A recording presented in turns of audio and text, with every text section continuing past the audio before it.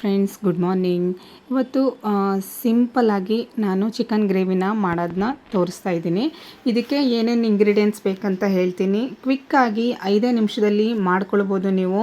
ಇದಕ್ಕೆ ಯಾವುದೇ ರೀತಿ ಟೊಮೊಟೊ ಆಗಲಿ, ಹಸಿಮೆಣಸಿನ್ಕಾಯಿ ಆಗಲಿ, ಈರುಳ್ಳಿನೂ ಆಗಲಿ ಹಾಕ್ಕೊಳ್ತಾ ಇಲ್ಲ. ನಾನು ಕೊನೆಯಲ್ಲಿ ಒಗ್ಗರಣೆ ಟೈಪಲ್ಲಿ ಒಂದೇ ಒಂದು ಈರುಳ್ಳಿ ಕಟ್ ಮಾಡಿ ಹಾಕ್ಕೊಂಡಿದ್ದೀನಿ. ನೀವು ಯಾರಾದರೂ ಈ ಥರ ಸಿಂಪಲ್ಲಾಗಿ ಗ್ರೇವಿ ಮಾಡ್ಕೊಳ್ಬೇಕಂದ್ರೆ ದಯವಿಟ್ಟು ನನ್ನ ವಿಡಿಯೋನ ನೋಡಿ ಕೊನೆವರೆಗೂ ಅಂತ ಹೇಳ್ತಾ, ಇವಾಗ ಒಂದು ಬಾಣಲಿಗೆ ಒಂದು 3 ಸ್ಪೂನ್ ಆಗೋಷ್ಟು ಎಣ್ಣೆ, ಧನಿಯಾ ಪುಡಿ, ಅಚ್ಕಾರದ ಪುಡಿ, ಸ್ವಲ್ಪ ಗರಂ ಮಸಾಲ, ಜೊತೆಗೆ ಸ್ವಲ್ಪ ಉಪ್ಪು ಹಾಕಿ ಈ ಥರ ಫಸ್ಟೇ ಚಿಕನ್ನ ಒಂದು ಅರ್ಧ kg ಆಗೋಷ್ಟು ತೊಗೊಂಡಿದ್ದೀನಿ.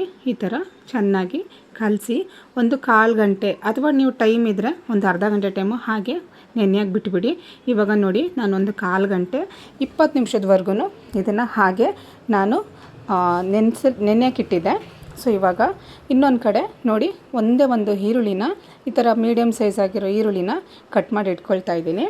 ನೀವು ಸಂಡೇಸು ಏನಾದರೂ ಗೀ ರೈಸ್ ಏನಾದ್ರು ಮಾಡಿಕೊಂಡು ಈ ಥರ ಒಂದು ಸಿಂಪಲ್ಲಾಗಿ ಚಿಕನ್ ಗ್ರೇವಿನ ಮಾಡಿಕೊಂಡು ಇಮಿಡಿಯೇಟಾಗಿ ತಿನ್ಬೋದು.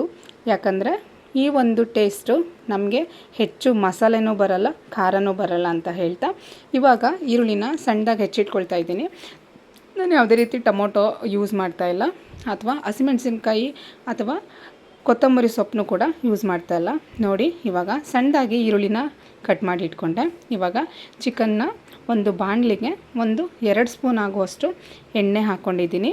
ಆಲ್ರೆಡಿ ನಾವು ಎಣ್ಣೆ ಹಾಕ್ಕೊಂಡು ಕಲಿಸ್ಕೊಂಡಿರೋದ್ರಿಂದ ಸ್ವಲ್ಪ ಎಣ್ಣೆ ಕಡಿಮೆ ಹಾಕ್ಕೊಂಡು ಚಿಕನ್ನ ಹಾಕ್ಕೊಳ್ತಾ ಇದ್ದೀನಿ. ನೋಡ್ತಾ ಇರ್ಬೋದು ಚಿಕನ್ನು ಎಷ್ಟು ಕಲರ್ಫುಲ್ಲಾಗಿದೆ. ನೀವು ಬೇಕಿತ್ತಂದರೆ ಇದನ್ನು ನೀವು ಕಲರ್ ಇರೋ ಮೆಣಸಿನ ಪೌಡರ್ನ ಅಥವಾ ನೀವು ಅಚ್ಕಾರದ ಪೌಡರ್ನ ಹಾಕ್ಕೊಳ್ಬೋದು. ನೋಡಿ, ಇವಾಗ ಎಣ್ಣೆ ಸೈಡಲ್ಲಿ ಬಿಟ್ಕೊಳ್ಳೋವರೆಗೂ ಗ್ಯಾಸ್ನ ಸ್ವಲ್ಪ ಲೋ ಫ್ಲೇಮಲ್ಲಿ ಹಾಕ್ಕೊಂಡು ಇದನ್ನು ಫ್ರೈ ಮಾಡ್ಕೊಳ್ಳಿ. ಸ್ವಲ್ಪ ಅರಿಶಿನ ಪುಡಿ ಕೂಡ ಹಾಕ್ಕೊಂಡಿದ್ದೀನಿ. ನೋಡ್ತಾ ಇದ್ದೀರಾ ಎಷ್ಟು ಚೆನ್ನಾಗಿತ್ತು ಕೂಡ ಟೇಸ್ಟು. ಇದನ್ನು ನಾವು ಬೇಕಾದ್ರೆ ಚಪಾತಿ, ದೋಸೆ ಅಂತ ಕೂಡ ಮಾಡ್ಕೊಳ್ಬೋದು. ಸಿಂಪಲ್ಲಾಗಿ ಕ್ವಿಕ್ಕಾಗಿ ಮಾಡ್ಕೊಳ್ಬೋದು. ನೋಡಿ, ಇವಾಗ ಒಂದು 5 ರಿಂದ 10 ನಿಮಿಷ ಗ್ಯಾಸ್ನ ಲೋ ಫ್ಲೇಮಲ್ಲಿ ಇಟ್ಕೊಂಡು ಈ ಥರ ಎಣ್ಣೆ ಸೈಡಲ್ಲಿ ಪೂರ ಬಿಟ್ಕೊಳ್ಳೋ ಥರ ಸಣ್ಣ ಉರಿಲಿ ಇದನ್ನು ಬೇಯಿಸ್ಕೊಳ್ತೀನಿ. ಇವಾಗ ಕಟ್ ಮಾಡಿರೋ ಈರುಳ್ಳಿ ಕೊನೆಯಲ್ಲಿ ಸ್ವಲ್ಪ ಹಸಿ ಹಸಿಯಾಗಿ ಸಿಗೋ ಥರ ಮಾಡ್ಕೊಳ್ಳೋಣ ಅಂಥೇಳಿ ಹಾಕ್ಕೊಳ್ತಾ ಇದ್ದೀನಿ. ಇವಾಗ ಚಿಕನ್ ಮಸಾಲ ಪೌಡರ್ನ ಒಂದನ್ನೇ ಹಾಕ್ಕೊಳ್ತಾ ಇದ್ದೀನಿ. ನಿಮಗೆ ಖಾರ ಎಷ್ಟು ಬೇಕೋ ಅಷ್ಟು ನೋಡಿ ಹಾಕ್ಕೊಳ್ಳಿ. ಯಾಕಂದರೆ ಚಿಕನ್ ಕಲಿಸ್ಕೋಬೇಕಾದ್ರೂ ಕೂಡ ನಾವು ಮಿಳಿ ಪೌಡರ್ ಹಾಕ್ಕೊಂಡಿದ್ವಿ. ಇವಾಗ ನೋಡಿ, ಈ ಥರ ಎಣ್ಣೆಯಲ್ಲಿ ಚೆನ್ನಾಗಿ ಫ್ರೈ ಆಗಬೇಕು. ಆವಾಗ ನಿಮಗೆ ಎಷ್ಟು ಕನ್ಸಿಸ್ಟೆಂಟ್ ಬೇಕೋ ಆ ಥರ ನೀರು ಹಾಕ್ಕೊಳ್ಳಿ. ಇದು ನಿಮಗೆ ಕುದೀತಾ ಗಟ್ಟಿ ಆಗುತ್ತೆ. ಇನ್ನೊಂದು ಸ್ವಲ್ಪ ನಾನು ಚಿಕನ್ ಮಸಾಲ ಪೌಡರ್ನ ಹಾಕ್ಕೊಳ್ತಾ ಇದ್ದೀನಿ. ಇವಾಗ ಒಂದು 10 ನಿಮಿಷ ಚೆನ್ನಾಗಿ ಕುದಿಯೋಕ್ಕೆ ಬಿಟ್ಬಿಡ್ತೀನಿ.